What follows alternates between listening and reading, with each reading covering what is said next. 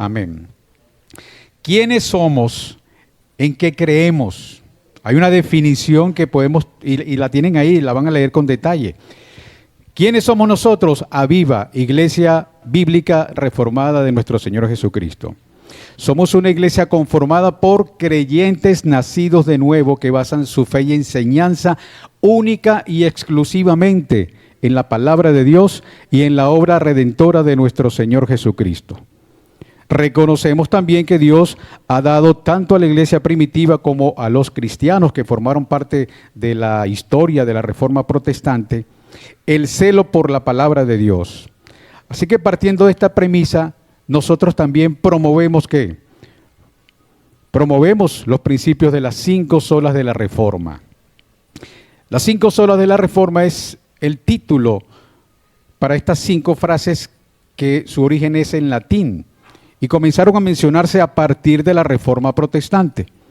Cada una de estas solas, por ser fundamentales para aquel tiempo para los reformadores, también tiene importancia para nosotros. Cada una de estas solas no solo son creencias que se diferencian del pensamiento romanista, sino también son consideradas esenciales para nuestra vida, para la vida cristiana. De manera que cuando hablemos de las 5 solas, nos estamos refiriendo al principio que guiaron y siguen guiando al pueblo protestantista.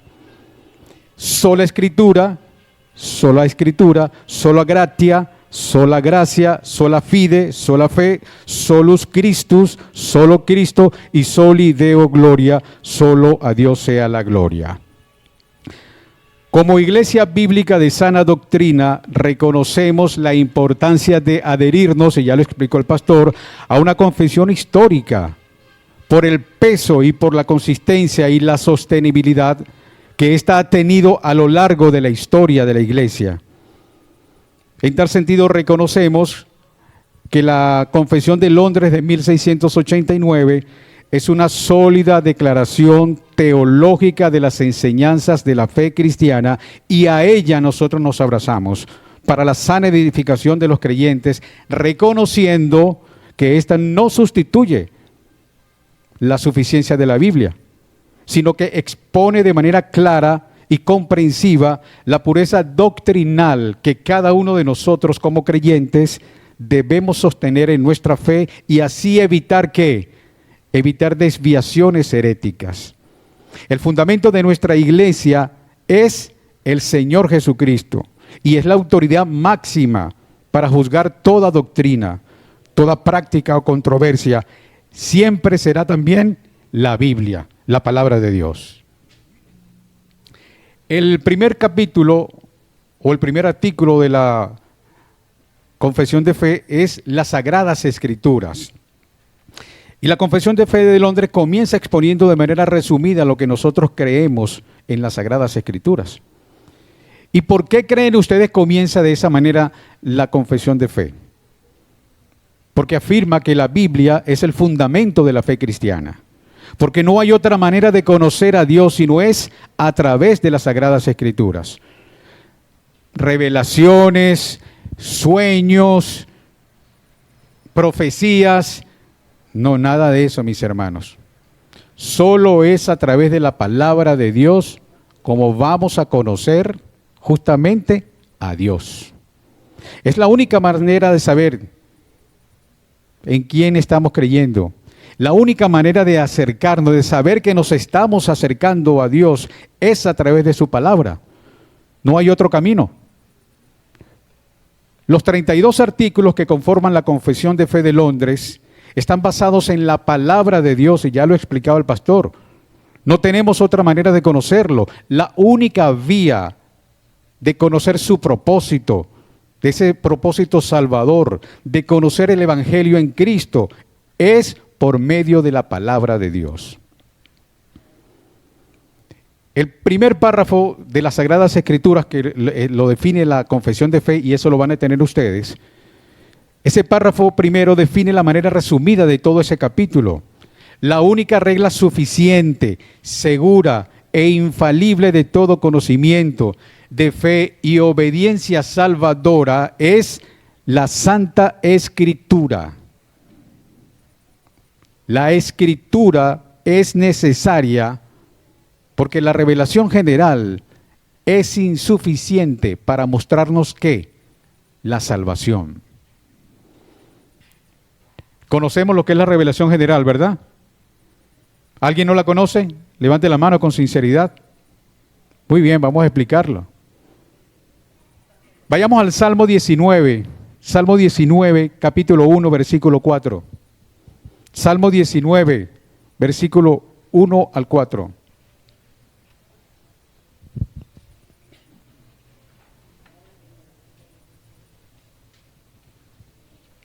¿Lo tienen? Salmo 19, versículo 1 al 4, se los leo. Los cielos cuentan la gloria de Dios y el firmamento anuncia la obra de sus manos. Un día emítele palabra a otro día y una noche a otra noche declara sabiduría. No hay lenguaje ni palabras, ni es oída su voz. Por toda la tierra salió su voz y hasta el extremo del mundo sus palabras. Según está escrito aquí en este salmo, nosotros podemos ver la existencia de Dios al ver ¿qué? Al ver el firmamento, al ver el sol, el cielo, las nubes, la noche, la luna, las estrellas, conocer que hay planetas, la lluvia, los mares, todo eso es muestra de que alguien tuvo que haber hecho eso. Y ese alguien es Dios. Esa es una revelación general. Así que de esa manera nosotros podemos saber que existe Dios. Cuando hablamos de revelación estamos diciendo que por medio de la creación, como ya lo vimos, el sol, la luna, las estrellas, los mares, los árboles, todo esto muestra claramente que existe Dios. ¿Qué dice Pablo en Romanos capítulo 1, versículo 20? Romanos 1, 20. Porque las cosas invisibles de Él, su eterno poder y deidad, se hacen claramente visibles desde la creación del mundo, siendo entendidas por medio de las cosas hechas, de modo que no tienen excusas. O sea, mis hermanos, es mucho lo que nosotros podemos aprender acerca de Dios sin abrir la Biblia. El contemplar todo lo que hay fuera de aquí ya nos da muestra de que alguien hizo eso. Pablo está diciendo aquí, existe un creador, hay un creador. ¿Cuántos de ustedes han ido a la playa y les gusta contemplar un atardecer? A mí me gusta, yo no sé ustedes, me gusta contemplar el atardecer en la playa.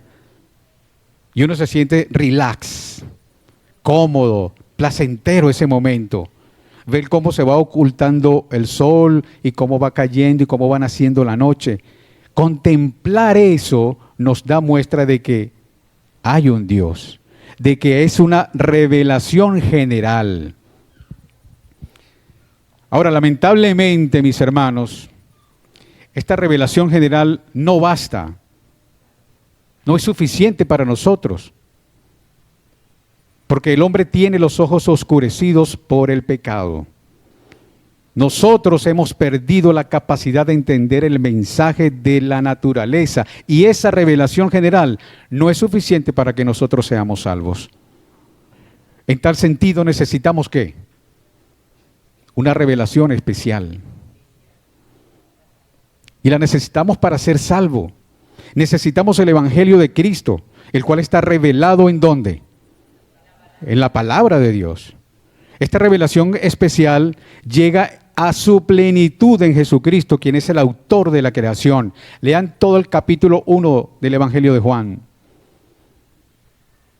De hecho, específicamente en el versículo 14 o el 15 es donde justamente menciona esa palabra, esa especial llegada de plenitud que se consigue en Jesucristo. Hebreos capítulo 1, versículo 1 y 2 lo describe de esta manera. Hebreos 1, versículo 1 y 2. Dios, habiendo hablado muchas veces y de muchas maneras en otro tiempo a los padres por los profetas, en estos días nos ha hablado por el Hijo, a quien constituyó heredero de todo y por quien asimismo hizo el universo. La Biblia, como revelación especial, es un largo y divino testimonio en cuanto a este Hijo de Dios y su misión en nosotros y con nosotros. No existe, hermano, otra manera de conocer la salvación sino es a través de la revelación especial. La Confesión de Londres nos habla de la identidad o del cuerpo o la estructura, describiendo lo que conocemos como el canon bíblico. ¿Conocen esta palabra? ¿Quién no la conoce? Levante la mano, sin temor. El canon, se los voy a decir de manera más simple, es una lista de libros que son aceptados por la Iglesia, avalando su autenticidad por los receptores cristianos del primer siglo. Repito, es una lista de los libros que son aceptados por la Iglesia, avalando su autenticidad por los receptores cristianos del primer siglo. De manera que cuando nosotros utilizamos la Escritura, que es la utilizada fue la misma que utilizaron los cristianos del primer siglo. Eso es un canon. Es un coro que el cristiano ha utilizado siempre, a través de la historia, hasta llegar aquí, 2025, aquí en la ciudad de Los Teques, a nuestra iglesia, hoy 16 de marzo de 2025. Bajo el nombre de la Santa Escritura están anclados todos los libros, tanto del Antiguo Testamento como del Nuevo Testamento. Dios ha demostrado que son infalibles. De esta manera la Iglesia ha recibido la verdad. En tal sentido, la verdad la recibimos nosotros. Nosotros no determinamos la verdad.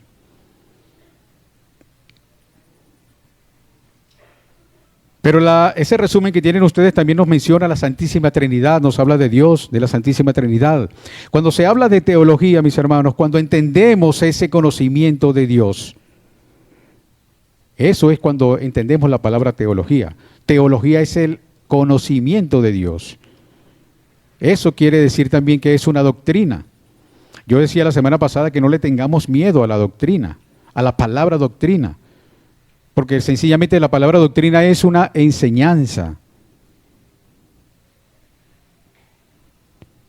Así que en este punto tocaremos a Dios y su Santa Trinidad. Esto quiere decir doctrina de Dios. Y paso a paso vamos a ir descubriendo a Dios, cómo Él se revela, quién es Él por medio de su palabra. Ahora bien, hagamos una pregunta. ¿Por qué existe el universo? ¿Por qué existe la humanidad? Porque a Dios le plació. A Él le plació. El que usted esté allí y yo aquí esta mañana, estemos todos esta mañana, a Él le plació. Nos permitió por lo menos hasta este momento tener vida para estar aquí presente. Porque dependemos de Él. Nuestra vida depende de Él, aún nuestra muerte depende de Él. Así que como mínimo deberemos estar agradecidos de Dios esta mañana escuchando estos temas. A Él le plació crear todo, porque Él es la causa principal de todo. Es por Dios que hay un plan de redención. Por eso nuestros hermanos reformados de 1698 enseñaron que es a través de la Escritura el único medio para conocer a Dios. Y este capítulo de ese primer párrafo comienza hablando de los atributos de Dios.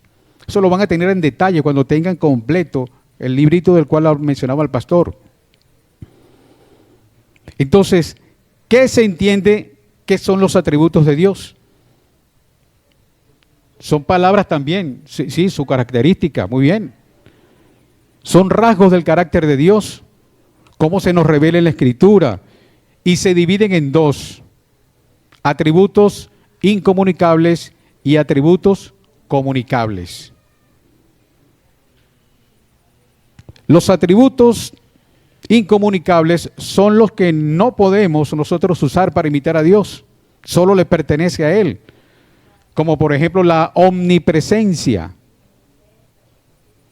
Por mucho que nosotros nos esforcemos en alcanzar la santidad, en decir que tenemos que ser santos y oramos pidiéndole a Dios que por lo menos un día nos permita estar en santidad, por mucho que hagamos todos estos esfuerzos, jamás alcanzaremos la santidad como la tiene Dios. Nosotros, por más que seamos, por más que insistamos, por más santo que creamos estar, no podremos estar en varios lugares a la vez. Eso solo le pertenece a Dios porque Él es omnipresente. Pero otro de los atributos incomunicables de Dios es la omnipotencia. Mis hermanos, por mucho peso que levantemos en el gym, jamás seremos poderosos como Dios. No existe nada en el mundo que detenga la mano poderosa de Dios. Eso es omnipotencia. Explicándolo sencillamente, y acuérdense que voy en un resumen, y ahora con menos tiempo. Pero también está la omnisciencia, otro de los atributos incomunicables de Dios. Significa que Dios conoce todo, aún nuestros pensamientos, aún antes de emitir nosotros alguna palabra, ya Él sabe lo que nosotros vamos a decir. Eso no lo podemos hacer nosotros. La eternidad de Dios es otro de los atributos, porque a diferencia, Dios no tiene principio. Nosotros sí tuvimos un principio. Y estos son algunos de los atributos incomunicables de Dios que solo le pertenecen a Él. Ahora bien, ¿cuáles son los atributos comunicables? Aquí la cosa se pone más fácil. Eso sí, nosotros lo podemos imitar. Eso tiene que ver con el carácter de Dios y lo puede comunicar el ser humano. Por medio del Espíritu Santo que hoy mora en ti y que mora en mí, gloria a Dios, entonces nosotros podemos copiar los atributos de Dios, los atributos comunicables. ¿Y cuáles son estos? El amor, la misericordia, la tolerancia, la justicia, la paciencia. Eso sí nosotros lo podemos comunicar. Podemos copiar ese carácter de Dios de una manera no perfecta, obviamente, porque la perfección solo está en Dios. Pero los cristianos salvados por gracia pueden comunicar el carácter de Dios. Solo Él es Dios, su existencia propia o aceidad, es decir, Él subsiste y existe en Él y por Él mismo. No necesita nada. Es más, Él no necesita ni siquiera nuestra adoración. Pero nosotros fuimos diseñados para adorarle. Dios no necesita nada de nosotros. Él se sentía pleno estando solo ante la creación. Eso es la aceidad. Dios subsiste solo en Él. Dios es un ser que sustenta todas las cosas y hace subsistir todas las cosas porque Él es la causa de todo. Debemos mencionar también en este punto su espiritualidad. Y es que Dios es ¿qué? Espíritu. Dios es invisible, inmortal, inaccesible. No podemos verlo. Sin embargo, Él vive por medio de Cristo. Algún día le veremos cara a cara. También este punto hace referencia a su juicio y justicia de Dios. Y aquí estamos tocando el punto número 2 de la confesión. También nos habla de las relaciones que Dios tiene con sus criaturas. Existe una antigua idea de que Dios creó todas las cosas, pero después de la creación lo dejó a su suerte y ya no se relaciona con ella. Esta cosmovisión se conoce como el Dios relojero. En teología se entiende como deísmo. Y básicamente es así. Dios hizo la creación, le dio una cuerda y la dejó a su suerte. Él no depende de su creación. No es parte de ella. Está por encima de ella y la dirige. En teología esto se conoce como trascendencia de Dios. Y esto quiere decir que Dios es mucho más grande que su creación y no depende de ella. Por eso es trascendente. Pero Dios también es inmanente.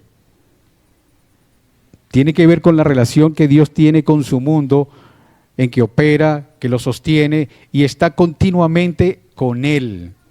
Creó todas las cosas, pero también se relaciona íntimamente con Él.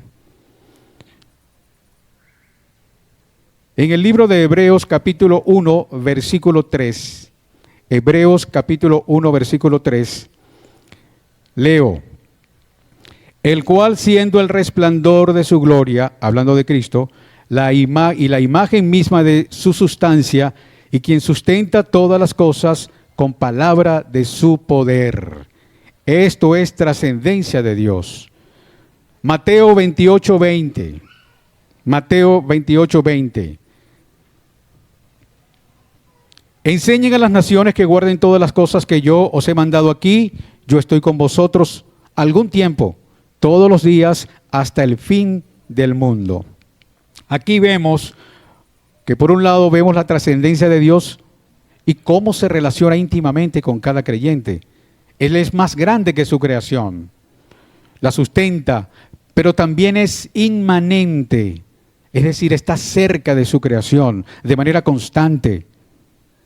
Cada oración nuestra, en cada momento que nosotros oramos, Él nos escucha porque es un Dios inmanente. En cuanto a la Santa Trinidad, ya lo adelantaba el pastor, este tema de la Santísima Trinidad es tan profundo que a la Iglesia, a lo largo de toda la historia de la Iglesia, le ha tomado casi 400 años argumentar correctamente para poder entender. De hecho, esta es una de las doctrinas en las cuales es más fuerte de todas las que existen en el cristianismo. Cuando una doctrina trae problemas de entendimiento, constantemente se profundiza en ella. Y una en la que se profundizó más fue justamente en esta, en la doctrina de la Santísima Trinidad. Por eso las sectas son alérgicas a la historia de la Iglesia. Dicen cualquier cosa superficial acerca de la Trinidad, pero cuando comienzan a hurgar, a profundizar, a conocer la historia de la Iglesia, comienzan a tener una opinión diferente. Ahora bien, la Trinidad es bíblica, porque en la Biblia no aparece el concepto de Trinidad. ¿Es bíblica? Sí, claro que sí. Históricamente, la Confesión de Londres, la Trinidad es más extensa que en la Confesión de Westminster.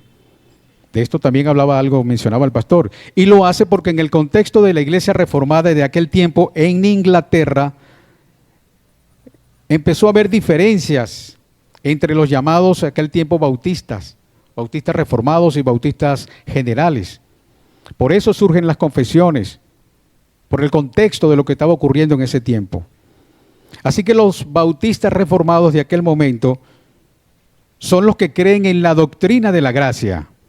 Y nosotros como Iglesia Bíblica Reformada también creemos en la doctrina de la gracia. Ellos creían en la doctrina y siguen creyendo en la doctrina de la obra soberana de Dios.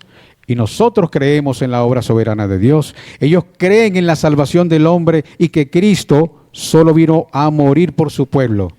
Y nosotros también creemos eso. Cuando usted lee Mateo capítulo 1, versículo 21, Mateo capítulo 1, versículo 21, y dará a luz un hijo y llamará su nombre Jesús, porque él salvará a su pueblo de sus pecados. En esto creemos nosotros. Cuando leemos Efesios capítulo 1, versículos 4 y 5, Efesios 1, versículos 4 y 5 también nos da un testimonio acerca de esto. Según nos escogió Él antes de la fundación del mundo, para que fuésemos santos y sin mancha delante de Él. En amor habiéndonos predestinado para ser adoptados hijos suyos por medio de Jesucristo, según el puro afecto de su voluntad. Amén. Esto servía de basamento para encarar las discusiones de aquel tiempo entre los llamados bautistas reformadores y los bautistas generales. Los llamados bautistas generales se identificaban con una corriente arminiana, una corriente con un fundamento herético. Ellos todavía creen que la salvación se pierde, que el hombre puede ganarse su entrada al cielo por sus obras. Y otras que están expuestas allí, los cristianos de la corriente arminiana se estaban moviendo hacia una vieja herejía de aquel tiempo llamado unitarismo. Unitarismo. ¿Y esto qué significa? Que ellos rechazan la doctrina de la Santísima Trinidad. Rechazan que Jesús no fue encarnado. Ellos dicen y sostienen que Jesús fue creado. Así que nuestra confesión de Londres es apologética. La apologética es la ciencia que se encarga de ¿qué?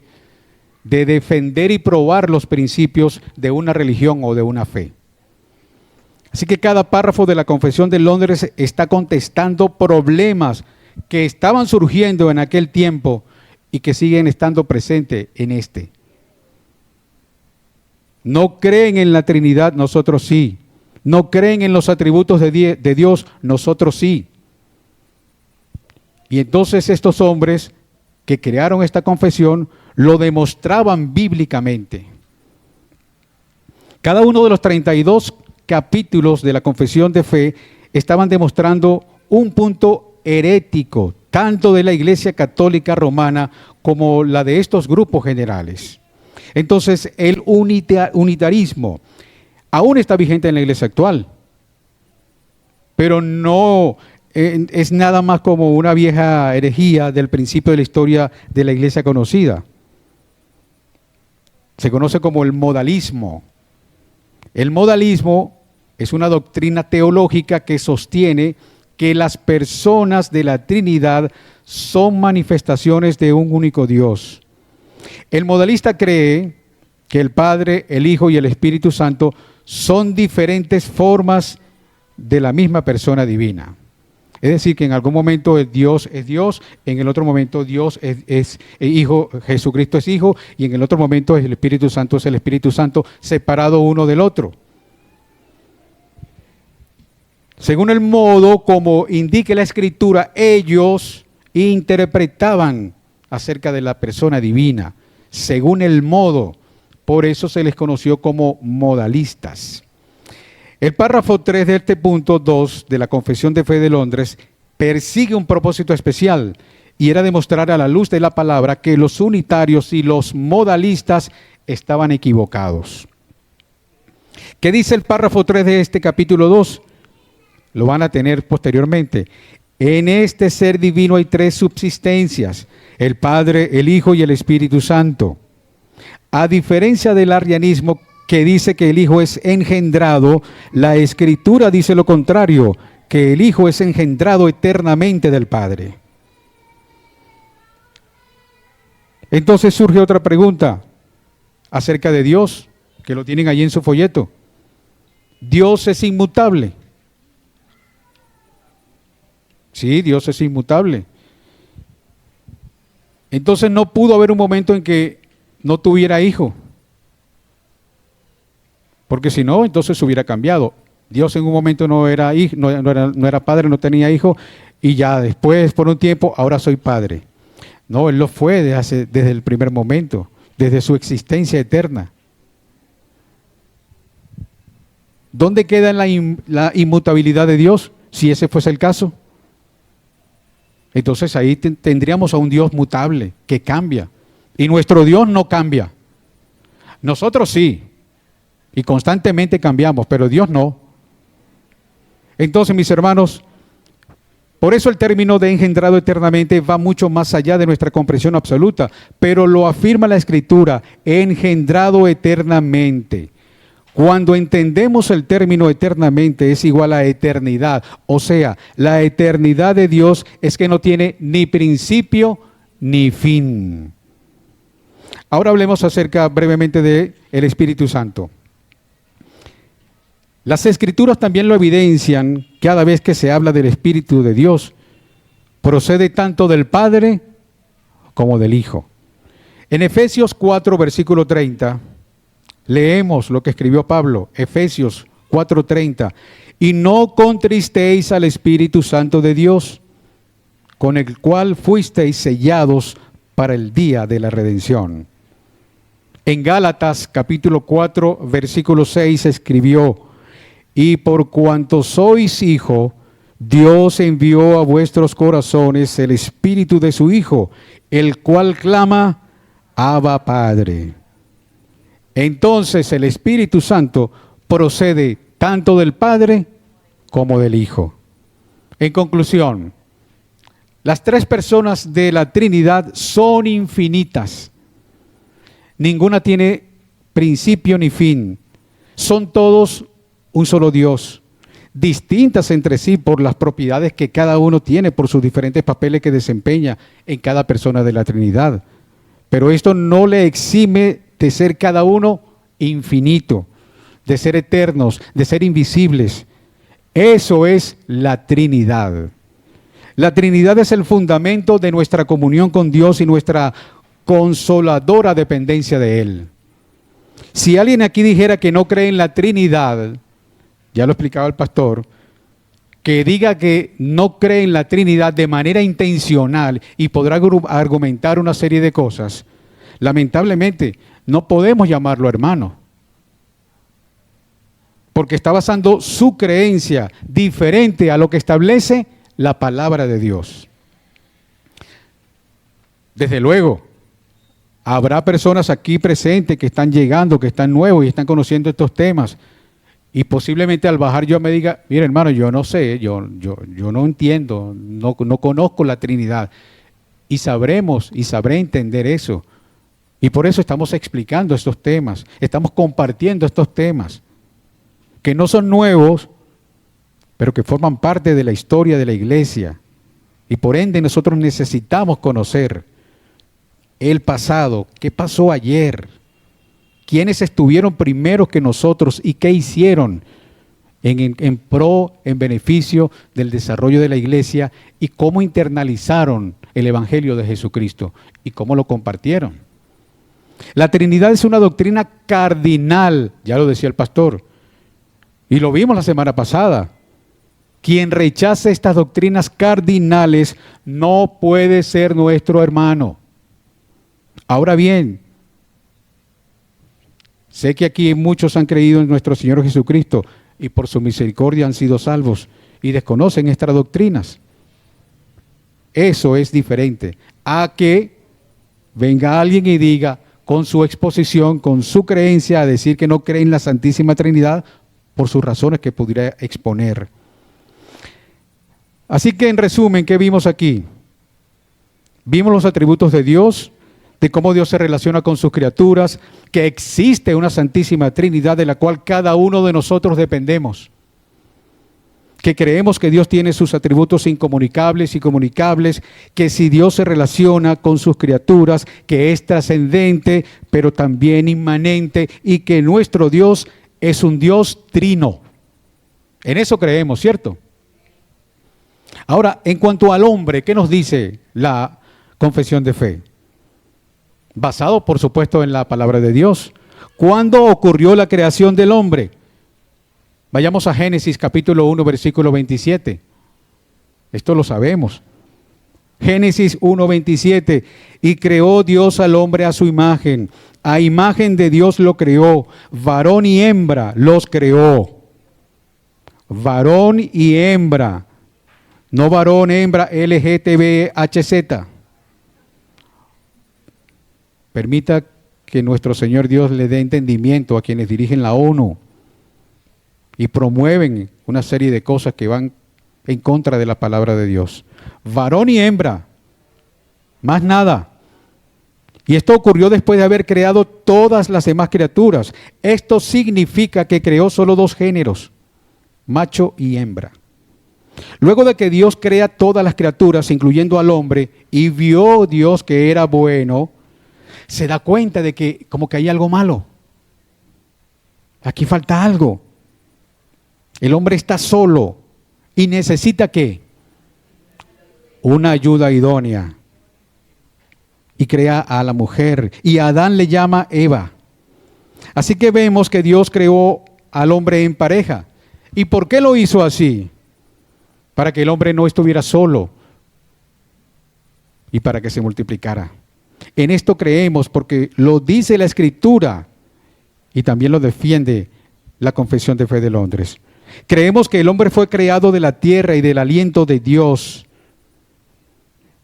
En Génesis capítulo 2, versículo 7, dice la palabra de Dios: entonces Jehová Dios formó al hombre del polvo de la tierra y sopló en su nariz aliento de vida, y fue el hombre un ser viviente. Por cierto, este es un punto que se utiliza para defender la tesis de que el cuerpo, el hombre, el ser humano fue formado de dos maneras: cuerpo y alma, o cuerpo y espíritu. Porque solo aquí Dios sopló, dio aliento de vida. El neuma sopló el espíritu. Por eso hay quienes defienden la tesis de que somos dicotómicos. Otros piensan que somos tricotómicos. Y esto tiene que ver por las corrientes humanistas acerca de que hablan de la mente, del cuerpo y del espíritu, y lleva otra trascendencia que no es lo que bíblicamente está. Pero permita Dios que en algún momento podamos abordar este tema acerca de la dicotomía y la tricotomía. Y como tenemos el internet a un clic de nosotros, pues busque por allí cuando tenga tiempo y vaya estudiando estos temas. Así que, mis hermanos, esto da pie para mencionarles que gracias a estas corrientes humanistas como el individualismo, como el relativismo, como la metafísica y otras que han surgido, han dado pie a discusiones y han venido estas cosas a confundir a la iglesia cristiana evangélica. Mis hermanos, el tiempo apremia, solamente me resta decirles algo. Dios sustenta toda la creación. Este mundo le pertenece solo a Él. Nosotros le pertenecemos a Él. Dios permitió que esta mañana viniéramos a este lugar para que escuchemos su palabra, para que entendamos y conozcamos estos temas. Dios es quien nos brinda a nosotros por medio de su Espíritu Santo sabiduría y entendimiento y conocimiento de todas las cosas. Dios es quien da todos los recursos para que esta localidad esté como esté. Para que en este momento tengamos por lo menos estos 2 monitores. Y Él sabrá lo que nos falta y lo pondrá a nuestro alcance según su voluntad en su tiempo. Así que Dios ha permitido que tengamos todo esto y que toquemos estos temas para que no tengamos distracciones y podamos encontrarnos con Él. Por lo tanto, cuando pensemos en la creación, no nos quedemos solo en Génesis, sino pensemos en el día a día que nosotros estamos viviendo, en un mundo tecnológico.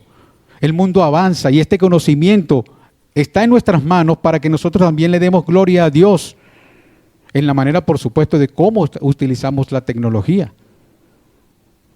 Hay quienes piensan que en los actuales momentos tener un celular y hacer uso del celular, eso es pecado.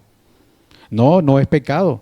De que hacer uso de las herramientas tecnológicas es un pecado. No, no es pecado. Pecado es cómo nosotros utilizamos esas herramientas. Cuando nosotros depositamos tiempo, horas en el celular, y cada quien tiene el libre albedrío de hacerlo.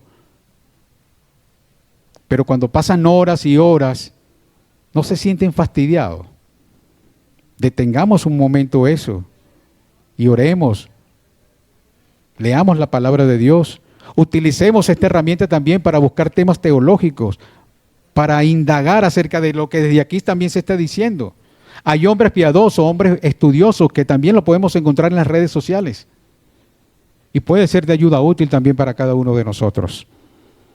Así que, hermano, cuando vemos el Génesis, nos damos cuenta que eso comenzó en un jardín. Comenzó con un espacio pequeño o grande, pero era un jardín. Y cuando llegamos a Apocalipsis, vemos que el mundo termina con una ciudad. Eso es tecnología, eso es desarrollo. Así que no tengamos miedo a los tiempos que estamos viviendo. En conclusión, mis hermanos, creemos que es la palabra de Dios la que le dio creación y orden a todas las cosas. Que el Señor nos guarde y nos ayude a permanecer y a prevalecer en su palabra. Amén. Terminamos, hermano, esta breve enseñanza. Faltaron algunos temas, pero por cuestión de tiempo, bueno, ahondaremos, si Dios lo permite, la próxima semana. El tiempo del receso, el cafecito, el té, y nos preparamos para venir a escuchar el sermón de esta mañana.